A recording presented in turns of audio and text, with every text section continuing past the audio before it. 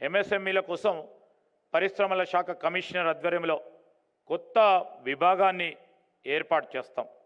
ఎంఎస్ఎంఈలకు సంబంధించిన సహాయాన్ని అందించడానికి ఎలాంటి మద్దతు అవసరమైన మరి ఈ విభాగాన్ని సంప్రదించి వారి సమస్యలను పరిష్కరించుకోగలుగుతాయి. ఈ విధానం కింద సూచించిన అనేక ఇతర మార్పుల్లో అమలులో మన రాష్ట్ర ఎంఎస్ఎంఈలు రాబోయే సంవత్సరంలో కొత్త వృద్ధి పదం వెళ్తాయని మేము ఖచ్చితంగా అనుకుంటా ఉన్నాం.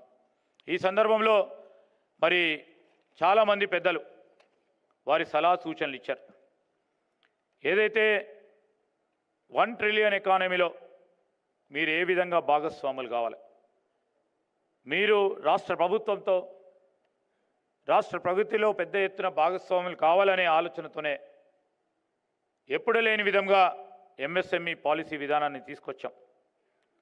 వ్యవసాయాన్ని అదేవిధంగా మహిళలకు సంబంధించి మరి మీరు చెప్పిన అనేక అంశాలు, సాయి ప్రసాద్ గారు చెప్పిన అంశాలతో పాటు ఈరోజు సురేష్ గారు చెప్పి మీటింగ్స్ ఏర్పాటు చేయాలన్నారు.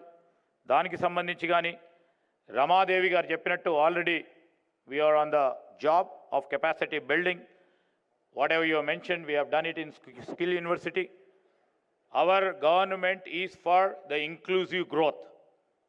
Definitely we will try to strengthen the women entrepreneurship.